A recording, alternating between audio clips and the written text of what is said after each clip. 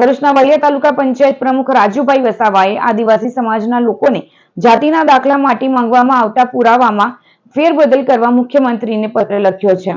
રાજ્યના મુખ્યમંત્રીને સંબોધીને ભરૂચની વલિયા તાલુકા પંચાયત પ્રમુખ રાજુભાઈ વસાવા લેખિતમાં રજૂઆત કરી છે, જેમાં જણાવ્યા અનુસાર આદિવાસી સમાજના લોકોની જાતિના દાખલા માટે સરકાર તરફથી ઘણા બધા દસ્તાવેજો માંગવામાં આવે છે। આ દસ્તાવેજ જરૂરી પણ છે, પરંતુ 4 પેઢીના પેઢીનામાના દસ્તાવેજ મંગાવવામાં આવે છે।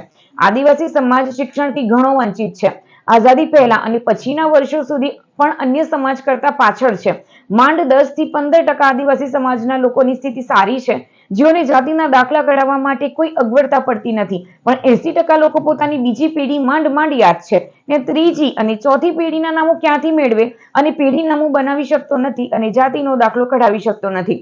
જાતિના દાખલા વિના હકદાર હોવા છતાં સરકારના લાભોથી વંચિત રહેવાનો વારો આવ્યો છે, ત્યારે 80% જેટલા લોકોની જાતિના દાખલા કઢાવવા ઘણી મુશ્કેલી ઊભી થઈ છે।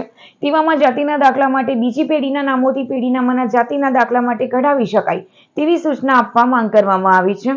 કહેવા માંગુ છું કે જે આદિજાતિના દાખલાઓ જે મામલતદારમાં જે લોકો લેવા જાય છે એને ઘણી તકલીફો પડે છે।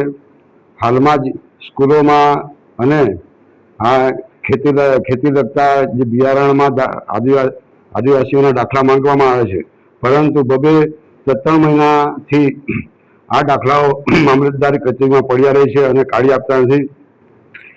પરદાદા સુધી જે પેઢીનામાની વાતો કરે છે, તો હું આ સરકારને કહેવા માંગુ છું કે તમે સબકા સાથ સબકા વિકાસની વાતો કરે છો, તો આ મામલતદાર કલેક્ટર અને અમને સૂચના કરો કે જે આદિવાસી ખરેખર વર્ષોથી અનાદિથી અહીંયા વસેલા છે, એમને તમે આટલું બધું હેરાન શા માટે કરો છો?